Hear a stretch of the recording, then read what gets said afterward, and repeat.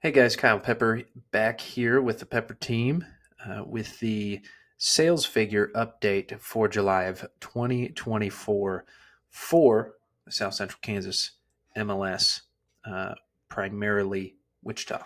So, before we get started, want to talk a little bit about my feelings and thoughts in regards to the market. I think we're finally starting to hit a correction. These are some growing pains in regards to a correction.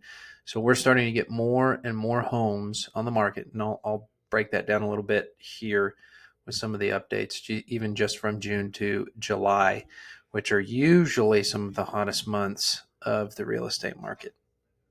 Excuse me. And we're starting to hit more homes on the market. Homes are staying on the market longer, and buyers are having more of a choice.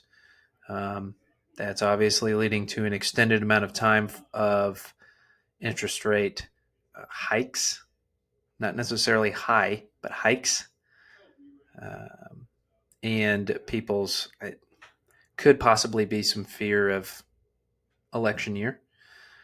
Um, and it's just some much needed correction that we've needed. So there's definitely been a moderate slowdown and a time in which it usually doesn't slow down. So we will, without further ado, get into it.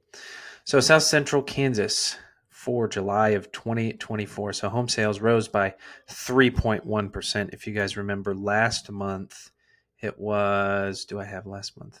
I didn't put last month on here. But last month, it went down by over 10%. So, it has gone up a little bit as far as just overall home sales. It's gone up moderately, 3.1% year over year. Among existing homes, 819 sold in July, an increase of 2.4%. Again, just a moderate increase. Average sales price being 254 from a 245, basically 246 as of last year, which is another increase year over year of 3.5%. What we'll probably see in the coming months now that school has started, and we're going to start getting into football season. We're going to start getting into a little bit cooler climates, sometimes in August, sometimes not, and sometimes in September, sometimes not. We're in Kansas, but this will probably start to naturally go down. That's just seasonal. This is probably the peak that we've hit. Could be wrong, but I think it's going to be the peak. Some other things to note: total of 795 contracts for sale were written in July 2024. This is down 7% from last year. So, what this also says, this is the exact thing that I was talking about.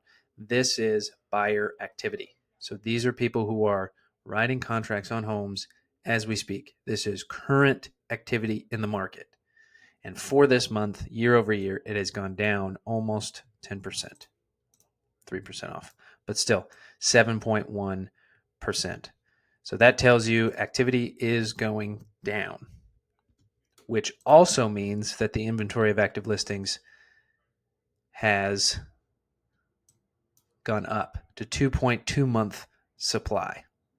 I think last month was 2.1, and now we've gone up to 2.2. That's not a huge increase, let's say month over month, but it's just proving that even while homes are selling, they're selling less often, and we're getting more supply, which I bet in the next coming months, probably every month to the end of the year, this number could continue to go up.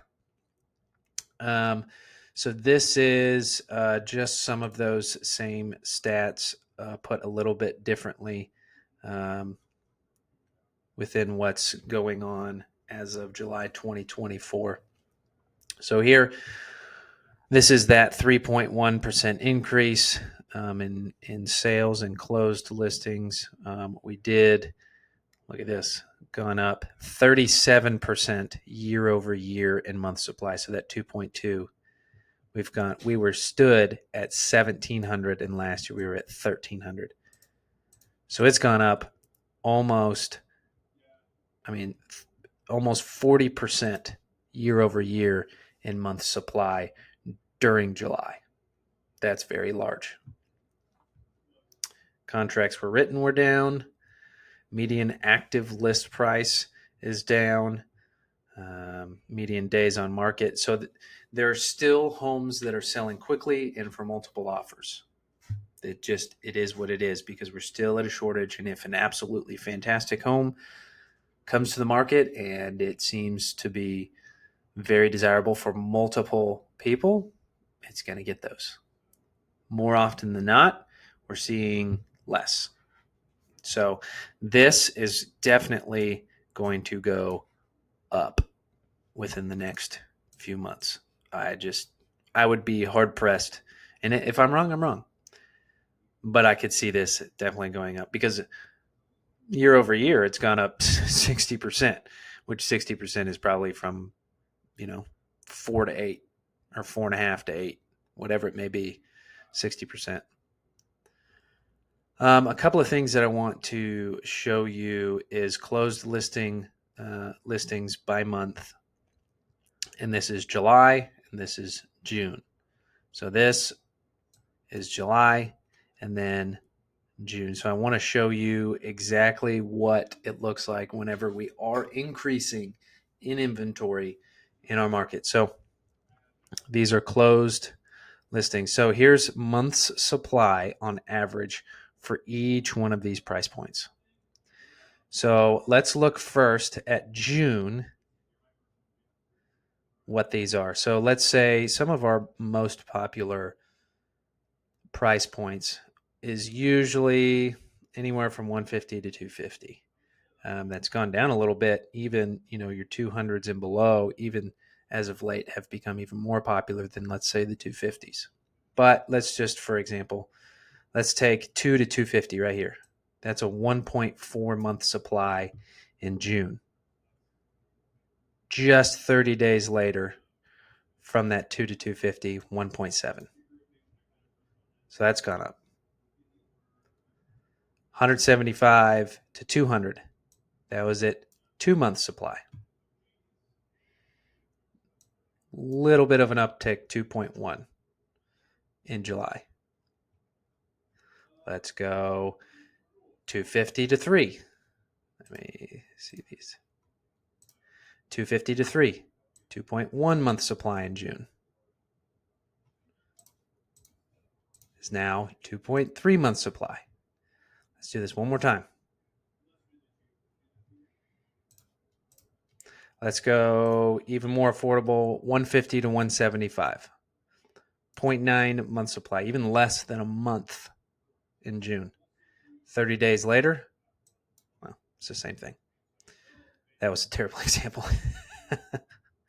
Let's do this. 125 to 150. 1 month supply. Now it's at 1.3. So you guys kind of get the gist. The supply is going up. Supply is going up, which is what we've needed, which is the correction that we've needed, which is going to start to level out the market. This has definitely happened in some bigger markets to a very large degree. And for us, I think it's finally starting to hit us that we are getting more listings on the market and they're staying for a little bit longer. So let's take one more thing. So that was closed listings. So those were things that were closed. These are listings that are just active. So let's just see what active listings are. This is July. This is June. So these are things that hit the market that have not sold. So like we said, our popular price points, let's go 250 to 3. That's it. 2.1 as of June. 250 to 3, 2.3. 2 to 250, 1.4. 2 to 250, 1.7. It's just the same. It's just going up. And we're talking about literally over 30 days. That's not a large amount of time to see some increases like that. It's just going to continue.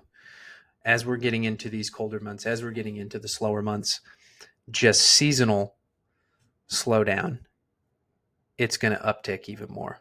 So, honestly, if you're in the market to buy, or if maybe you're thinking of buying, or if you're on the fence of buying, from now until the end of the year is probably going to be the time to buy, because you're going to have more options. You're going to have more affordable options, because with more competition out there, with more supply, prices naturally go down because people want to sell their house. Plus, as we've been saying for so long, if the Federal Reserve decides to actually artificially cut rates, then you have a lower rate, you have more affordability because of more competition, and you have more options to choose from. So if there was ever a time to buy, it's probably going to be within the next 6 months, if all of those things do happen. And we're going to keep seeing if they're going to happen. So that is just the gist for July. So if you guys have any questions, comments, concerns, grabs, or praises, feel free to comment, shoot us an email, shoot us a text, whatever it may be. We're here to help. Thanks. See you next time.